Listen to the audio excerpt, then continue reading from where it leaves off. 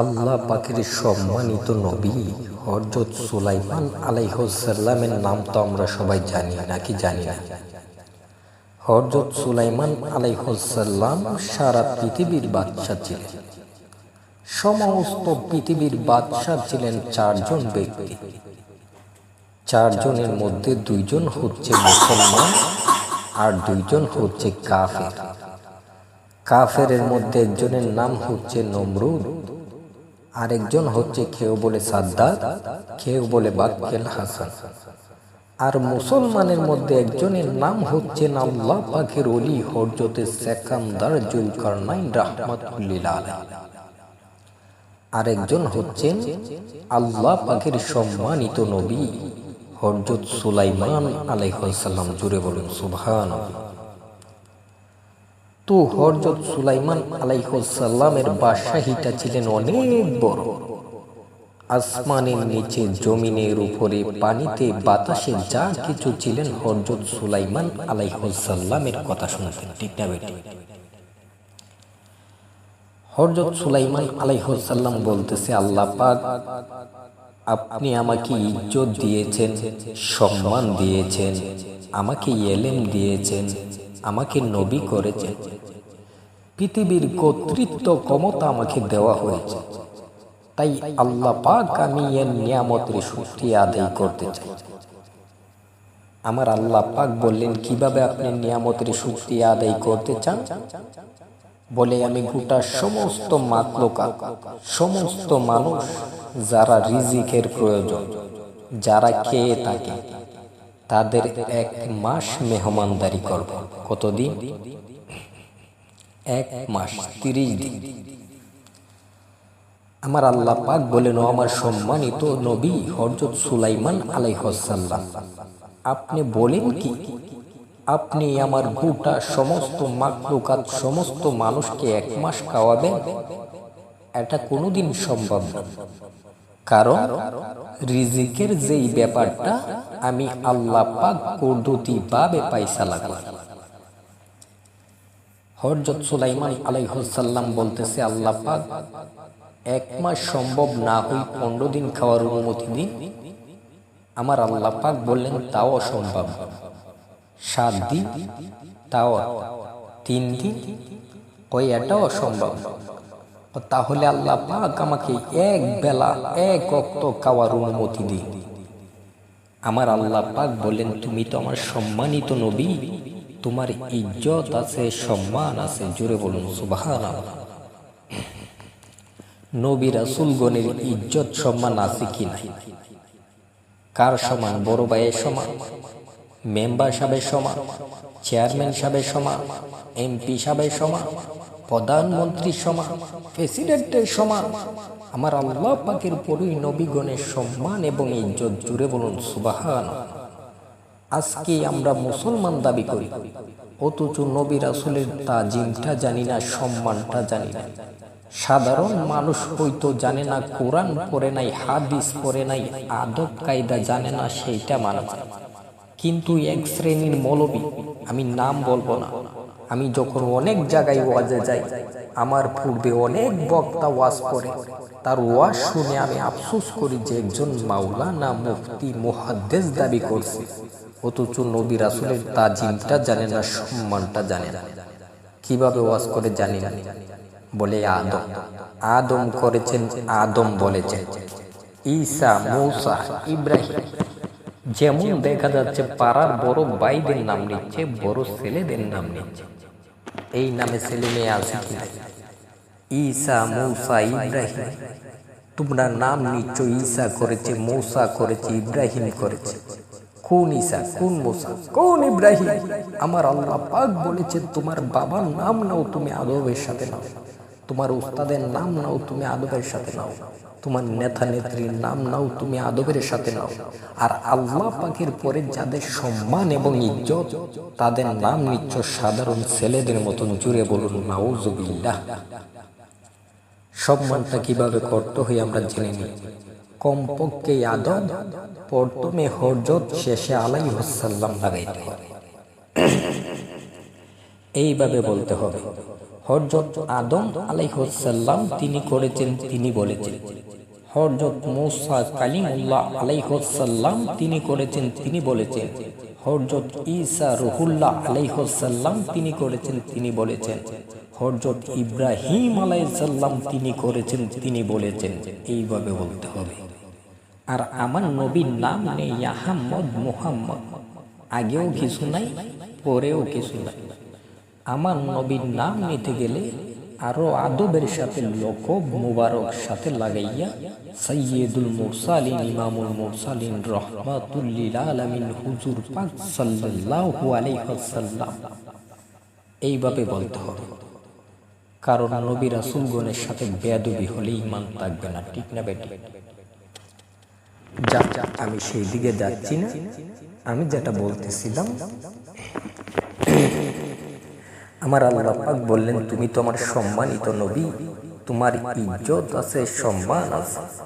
তুমি এতই করে যখন আমার কাছে আরজু করছো, যাও, আমি তোমাকে অনুমতি দিলাম, তুমি চেষ্টা করে দেখতে পারো। হযরত সুলাইমান আলাইহিস সালাম অনুমতি পেয়ে জিন এবং ইনসান সব তার অনুগত ছিলেন, তার কথা শুনতে। জিন ইনসানকে আদেশ করলো, যাও তোমরা খাদ্য তৈরি করতে থাকো। জিন এবং ইনসান খাদ্য তৈরি করতে লাগলেন। এত খাদ্য জমা করেছে, পাহাড় পাহাড় পরিমাণ খাদ্য, যে এত খাদ্য জমা করেছে মনে হয় আসমান পর্যন্ত ডেকবে, এত খাদ্য। তখন সমুদ্র থেকে একটা বিশাল আকারের প্রাণী ভেসে উঠে সালাম দিয়ে বলে, হে আল্লাহ পাকের সম্মানিত নবী হযরত সুলাইমান আলাইহিস সালাম, আজকে নাকি আপনার এখানে দাওয়াত? বলে, হ্যাঁ দাওয়াত। তাহলে আমার খাদ্য কোথায়? বলে, তুমি কি খাদ্য দেখছো না যে এত খাদ্য জমা করেছি, পাহাড় পাহাড় পরিমাণ খাদ্য, যে এত খাদ্য জমা করেছি মনে হয় আসমান পর্যন্ত ডেকবে, এত খাদ্য। আজকে সমস্ত মাখলুকাত, সমস্ত মানুষকে দাওয়াত করেছি, আজকে এক বেলা এক ওয়াক্ত সবাইকে পেট ভরে খাওয়া। তখন ওই প্রাণীটা একটা গ্রাস নিলেন, এক লোকমাই এক গ্রাসের সমস্ত খাদ্যগুলো শু শু করে ওই প্রাণীর পেটের ভিতরে চলে গিয়েছে। জায়গাটা একদম খালি হয়ে গেছে, বোঝা যাচ্ছে জায়গাটা কোনো খাদ্যই ছিল না। তখন ওই প্রাণীটা চিৎকার মেরে বলে, হে আল্লাহ পাকের সম্মানিত নবী হযরত সুলাইমান আলাইহিস সালাম, আমি মাত্র এক লোকমা খাদ্য খেয়েছি, যিনি আমার খালিক মালিক রব, আমার রিজিক দাতা, আমার মহান আল্লাহ পাক আমাকে প্রতিদিন 3 লোকমা খাদ্য দিয়ে থাকে। আমি মাত্র এক লোকমা খাদ্য খেয়েছি, বাকি 2 লোকমা খাদ্য কোথায়? হযরত সুলাইমান আলাইহিস সালাম সাথে সাথে সেজদায় পড়ে কাঁদতে লাগে, বাড়ি আল্লাহিয়াটা কি রহস্য, কি হিকমত আমার বুঝতে বাকি নাই। সমুদ্রের একটা মাত্র প্রাণী এক লোকমায় এক গ্রাসে সমস্ত খাদ্যগুলা খেয়ে ফেললো, আর আমি সমস্ত মাখলুকাত, সমস্ত মানুষকে দাওয়াত করেছি, একে একে সবাই চলে আসলো, এদের খাদ্যগুলো আমি কোত্থেকে দেব? আর ওই প্রাণীটা আমার কাছে আরো 2 লোকমা খাদ্যের আবদার জানাচ্ছে, এই 2 লোকমা খাদ্য আমি কোত্থেকে দেব? আমার আল্লাহ পাক ডেকে বলে, ও আমার সম্মানিত নবী হযরত সুলাইমান আলাইহিস সালাম, তুমি চিন্তা করো না, প্রেশান হয় না। আমি তো আল্লাহ পাক আগেই বলেছিলাম, এটা সম্পূর্ণ রূপে আমি আল্লাহর কুদরত। আমি আল্লাহ রিজিক বিহীন, বিনা রিজিকে বান্দা বান্দিকে খাওয়াইয়া পেট ভরাইয়া বিদায় করে দিলাম। ওই প্রাণীটাকে আমি আল্লাহ পাক কুদরতি ভাবে 2 লোকমা খাদ্য খাওয়াইয়া বিদায় করে দিলাম। তাহলে রিজিকের মালিককে বিশ্ববাসীকে শিক্ষা দিয়ে দিলেন, তোমরা মনে করো চীন, জাপান, আমেরিকা, রাশিয়া কোনো কিছু রিজিকের মালিক নন। রিজিকের মালিক হচ্ছেন আল্লাহ পাক। আল্লাহ পাকের সম্মানিত বান্দা ছিলেন হযরত সুলাইমান আলাইহিস সালাম। আল্লাহ পাকের সম্মানিত নবী ছিলেন হযরত সুলাইমান আলাইহিস সালাম। ওনার দ্বারাতেই সম্ভব হচ্ছে না, আর পৃথিবীতে কোনো শক্তির কাছে সম্ভব হবে না, ঠিক না বেটি? রিজিকের যে ব্যাপারটা অনেকে জানে, আমল করে না। আবার অনেকে জানি না কি করলে শুকরিয়া নিয়ামত বাড়ে। এটা আমরা শুনতে চাই কি চাই? আল্লাহ পাকের সম্মানিত রাসূল হযরতে মূসা পয়গম্বর জালিলুল কদর, ওনার উপর তাওরাত শরীফ নাজিল হয়েছে। আল্লাহ পাকের সম্মানিত নবী হযরত মূসা কালিমুল্লাহ আলাইহিস সালাম একদিন তুর পর্বতে যাচ্ছিলেন মহান আল্লাহ পাকের সঙ্গে কথা বলার জন্য। এমন সময় রাস্তার মধ্যে একটা মহিলার সাথে দেখা হয়েছে। ওই মহিলাটি সালাম দিয়ে বলে, হে আল্লাহ পাকের সম্মানিত রাসূল হযরতে মূসা পয়গম্বর, আপনি কোথায় যাচ্ছেন? বলে, আমি যাচ্ছি তুর পর্বতে মহান আল্লাহ পাকের সঙ্গে কথা বলার জন্য। ও ঠিক আছে, তাহলে আমার একটা প্রশ্ন ছিল, যদি দয়া করে আমার প্রশ্নের জবাবটা নিয়ে আসতে। বলে, কি তোমার প্রশ্ন? আমার প্রশ্ন হচ্ছে, আল্লাহ পাক আমাকে দুনিয়াতে এত ধন সম্পদ দিয়েছে, এই ধন সম্পদের হিসেব নিকেশ করতে করতে সময় কাটিয়ে যায়, আমি একটু সময় পাই না আল্লাহর ইবাদত করার। তাহলে আল্লাহ পাক ওনাকে জিজ্ঞেস করবেন, কি করলে আমার সম্পদ কমবে, আর সম্পদ কমলে আমি কিছুটা সময় পাবো আল্লাহর ইবাদত করার। এহনের যুগে কি এমন লোক হতে পাওয়া যাবে যে ইবাদতের জন্য সম্পদ কমাতে চায়? বলবে, ইবাদত যেখানেই থাক সেখানেই কাট, আগে আমার সম্পদের দরকার, ঠিক না বেটি? আজকে টাকার জন্য, পয়সার জন্য মানুষ নামাজ ছেড়ে দেয়। বলে, যদি আধা ঘন্টায় ব্যবসায় যাই আমার অনেক ব্যবসা হয়ে যাবে, কারণ আমার আল্লাহ পাক বলেছেন নামাজের দ্বারাতে রিজিকের পয়সালা হলো। তে আল্লাহ পাকের মহান বান্দি বললেন, কি করলে আমার সম্পদ কমবে, আর সম্পদ কমলে কিছুটা সময় পাবো আল্লাহর ইবাদত করার। তো হযরত মূসা কালিমুল্লাহ আলাইহিস সালাম বলে, ঠিক আছে, তুমি একটু অপেক্ষা করো, আমি তোমার প্রশ্নের জবাব নিয়ে আসব। আর একটু সামনের দিকে গেলেন, যাওয়ার পরে আর একটা মহিলার সাথে দেখা। ওই মহিলাটি সালাম দিয়ে বলে, হে আল্লাহ পাকের সম্মানিত রাসূল হযরতে মূসা কালিমুল্লাহ আলাইহিস সালাম, আপনি কোথায় যাচ্ছেন? বলে, আমি যাচ্ছি তুর পাহাড়ে মহান আল্লাহ পাকের সঙ্গে কথা বলবো। ঠিক আছে, তাহলে আমার একটা প্রশ্ন ছিল, যদি দয়া করে আমার প্রশ্নের জবাবটা নিয়ে আসতেন। বলে, কি তোমার প্রশ্ন?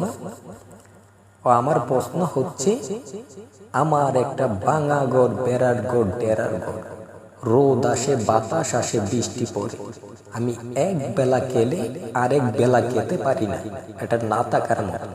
তাহলে আল্লাহ পাক ওনাকে জিজ্ঞেস করবেন, কি করলে আমার সম্পদ বাড়বে, রিজিক বাড়বে। হযরতে মূসা কালিমুল্লাহ আলাইহিস সালাম বলে, ঠিক আছে, তুমি একটু অপেক্ষা করো, আমি তোমার প্রশ্নের জবাব নিয়ে আসব। আরেকটু সামনে দিয়ে গেলে, যাওয়ার পরে আর একটা লোকের সাথে দেখা। লোকটি ছিল পুরুষ, তার গোড়া থেকে দুটা হাত নেই, দুটা পাও নেই, মাটিতে গড়াগড়ি করে চলে। এমন লোক অনেক আছে না, যে ভিক্ষে করে। লোকটি গড়ায় গড়ায় আসতেছে আর সালাম দিয়ে বলে, হে আল্লাহ পাকের সম্মানিত রাসূল হযরতে মূসা পয়গম্বর, আপনি কোথায় যাচ্ছেন? বলে, আমি যাচ্ছি তুর পর্বতে মহান আল্লাহ পাকের সঙ্গে কথা বলার জন্য। ঠিক আছে, তাহলে আমার একটা প্রশ্ন ছিল, যদি দয়া করে আমার প্রশ্নের জবাবটা নিয়ে আসতেন। বলে, কি তোমার প্রশ্ন? আমার প্রশ্ন হচ্ছে, আল্লাহ পাক তো কোনো কিছু অযথা সৃষ্টি করেন না, সব কিছু ফায়দার জন্য সৃষ্টি করেছে। বলে, হ্যাঁ, আল্লাহ পাক সব কিছু ফায়দার জন্যই সৃষ্টি করেছে। তাহলে আমার নাই দুটো হাত, নাই দুটো পাও, এই হাত পাও না থাকার কারণে আমি দুনিয়াতে কাজকর্ম করতে পারি না, আর সঠিকভাবে আল্লাহ পাকের ইবাদত করতে পারি না। তাহলে আল্লাহ পাক ওনাকে জিজ্ঞেস করবেন, কি কাজের জন্য আমাকে সৃষ্টি করা হয়েছে? শুধু এটাই জিজ্ঞেস করবেন, কেন আমাকে সৃষ্টি করা হয়েছে? হযরত মূসা কালিমুল্লাহ আলাইহিস সালাম বলে, ঠিক আছে, তুমি একটু অপেক্ষা করো, আমি তোমার প্রশ্নের জবাব নিয়ে আসব। কটা প্রশ্ন হলো? এই তিনটা প্রশ্নের জবাব নিয়ে হযরত মূসা কালিমুল্লাহ আলাইহিস সালাম রওনা হলেন। তুর পর্বতে যাওয়ার পরে মহান আল্লাহ পাকের সঙ্গে কথা বললেন, সাক্ষাৎ করলেন। আওয়ার পথে মনে হয়ে গেল, আল্লাহ পাক আপনার দুই বান্দি এক বান্দা আসার সময় সাক্ষাৎ হয়ে 3টা প্রশ্ন করেছে, যদি দয়া করে 3টা প্রশ্নের জবাব দিয়ে দিতেন। আল্লাহ পাক বললেন, কি তাদের প্রশ্ন? আল্লাহ পাক তো সবই জানেন, নাকি জানেন না? হযরত মূসা কালিমুল্লাহ আলাইহিস সালাম 3টা প্রশ্ন বললেন, আমার আল্লাহ পাক 3টা প্রশ্নের জবাব দিয়ে দিলেন। জোরে বলুন সুবহানাল্লাহ। এই 3টা প্রশ্নের জবাব নিয়ে হযরত মূসা কালিমুল্লাহ আলাইহিস সালাম রওনা হওয়ার পরে কার সাথে দেখা? ওই পুরুষ লোকের সঙ্গে, হাত পাও কাটা পুরুষ লোকের সঙ্গে। তখন হযরত মূসা কালিমুল্লাহ আলাইহিস সালাম বলতেছে, হে ব্যক্তি, আমি তোমার প্রশ্নের জবাব এনেছি। তুমি জানতে চাইছিলে আল্লাহ পাক তোমাকে কি কাজের জন্য সৃষ্টি করেছে? বলে, হ্যাঁ, আমি এটাই জানতে চাইছি। আল্লাহ পাক জানিয়ে দিলেন, জাহান্নামের ভিতরে একটা ছিদ্র আছে, এই ছিদ্রটা বন্ধ করার জন্য আল্লাহ পাক তোমাকে সৃষ্টি করেছেন। জোরে বলুন নাউজুবিল্লাহ। এই কথা শোনার সাথে সাথে বান্দাটা চিৎকার মেরে বলে, আলহামদুলিল্লাহ, সকল প্রশংসা আল্লাহ পাকের। আল্লাহ পাকের দরবারে লক্ষ কোটি শুকরিয়া যে আল্লাহ পাক আমাকে একটা কাজের জন্য হলেও সৃষ্টি করেছেন। জাহান্নামের ছিদ্র বন্ধ করলেও আমি আল্লাহ পাকের একটা কাজে আসবো। জোরে বলুন সুবহানাল্লাহ। এই কথা শোনার সাথে সাথে আমার আল্লাহ পাক এত খুশি হয়ে গেলেন, তার কুদরতি ভাবে 2টা হাত গজাই দিলেন, 2টা পাও গজাই দিলেন। জোরে বলুন সুবহানাল্লাহ। তাহলে নিয়ামত বাড়লো না কমলো? এই আল্লাহ পাকের গুণগান গায়ে শেষ করা যাবে? এই আল্লাহ পাকের মহিমা গায়ে শেষ করা যাবে? এই জন্যই তো আমি একটা নাত বলি, জনম জনম যদি গাহি তোমারি মহিমা শেষ হবে নাহি। জনম জনম যদি গাহি তোমারি মহিমা শেষ হবে নাহি। দয়া করো মায়া করো, দয়া করো মায়া করো, ও হে দয়াবান, তুমি রহমান, তুমি মেহেরবান, তুমি রহমান, তুমি মেহেরবান। ঠিক কিনা? আল্লাহ রহমান, আল্লাহ মেহেরবান। আমরা এখন অসুস্থ আছি, হাসপাতাল গেলে বুঝতে পারবেন অসুস্থ মানুষ কারে। একজন ক্যান্সারের আক্রান্ত লোককে যদি সারা পৃথিবী দিয়ে দেন, সে লাথি মেরে ফেলে দিবে, বলবে, ভাই আমার সেটার প্রয়োজন নেই, আমার ক্যান্সারের ব্যথা যদি ভালো হতো আমি কুরের ঘরে থাকতাম, আমার আপত্তি ছিল না। আর তোমাকে আমাকে আল্লাহ পাক কত বড় নিয়ামত দিয়েছে। এই জন্য কি আল্লাহ পাকের দরবারে একটু শুকরিয়া আদায় করা যায় না? সবাই বলি না উচ্চ আওয়াজ আলহামদুলিল্লাহ? আর একটু সামনের দিকে গেলে, যাওয়ার পরে কোন মহিলার সাথে দেখা? যেই মহিলা বলেছিল, কি করলে আমার সম্পদ বাড়বে, রিজিক বাড়বে, ওই মহিলার সাথে। তখন ওই মহিলা বলতেছে, হে আল্লাহ পাকের সম্মানিত রাসূল হযরত মূসা পয়গম্বর, আমার প্রশ্নের জবাব? হ্যাঁ, তোমার প্রশ্নের জবাব হচ্ছে, আল্লাহ পাক জানিয়ে দিলেন, তুমি যদি তোমার সম্পদ বাড়াতে চাও, বেশি বেশি করে আল্লাহ পাকের নিয়ামতের শুকরিয়া করো, তোমার সম্পদ বাড়বে, রিজিক বাড়বে।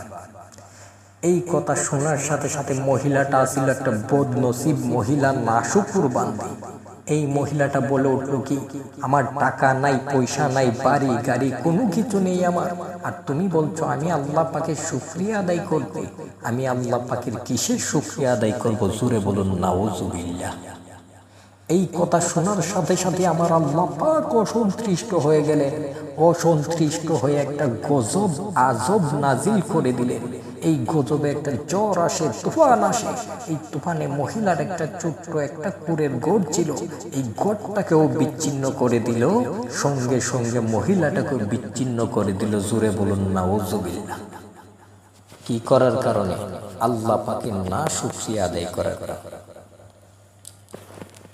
আল্লাহ কোরআন শরীফে বলেছে, লাইন শাকারতুম লা আযীদান্নাকুম ওয়া লাইন কাফারতুম ইন্না আযাবি লাশাদীদ। আল্লাহ বলেছে, আমার নিয়ামতের শুকরিয়া করো, নিয়ামত বাড়বে, আর নাফরমানি করলে আমার আযাব বড় কঠিন। আর একটু সামনে দিয়ে গেলেন, কোন মহিলার সাথে দেখেন, যেই মহিলা বলেছিল কি করলে আমার সম্পদ কমবে, আর সম্পদ কমলে কিছুটা সময় পাবো আল্লাহর ইবাদত করার, ওই মহিলার সাথে থাকে। তখন আল্লাহ পাকের সম্মানিত রাসূল হযরত মূসা পয়গম্বর বলতেছেন, মহিলাটা বলতেছে, আল্লাহ পাকের রাসূল সম্মানিত মূসা কালিমুল্লাহ আলাইহিস সালাম, আমার প্রশ্নের জবাব? হ্যাঁ, তোমার প্রশ্নের জবাব হচ্ছে, আল্লাহ পাক বলে দিলেন, তুমি যদি তোমার সম্পদ কমাতে চাও, বেশি বেশি করে আল্লাহ পাকের না শুকরিয়া আদায় করো, তাহলে তোমার সম্পদ অটোমেটিক চলে যাবে, কেউ আটকায় রাখতে পারবে না। তখন ওই মহিলাটা বলতেছে, আল্লাহ পাকের সম্মানিত রাসূল হযরত মূসা পয়গম্বর, আপনি আমার জন্য অনেক কষ্ট করেছেন, এতে আপনি কি বলছেন যে আল্লাহ পাক আমাকে টাকা দিবে, পয়সা দিবে, বাড়ি গাড়ি ধন দৌলত দিবে, এই আল্লাহ পাকের আমি না শুকরিয়া আদায় করব? এটা কোনোদিন সম্ভব না, বরং আমি আল্লাহ পাকের বেশি বেশি শুকরিয়া আদায় করব। জোরে বলুন সুবহানাল্লাহ। এই কথা শোনার সাথে সাথে আমার আল্লাহ পাক এত খুশি হলেন যে মহিলার মনের যেটা আরজু ছিল এটাও পুরা করে দিলেন। মহিলাকে কুদরতিভাবে আমার আল্লাহ পাক ইবাদত বন্দেগী করার সুযোগ করে দিলেন, টাকা পয়সা ধন দৌলত আরো বাড়ায় দিলেন। তাহলে নিয়ামত বাড়লো না কমলো?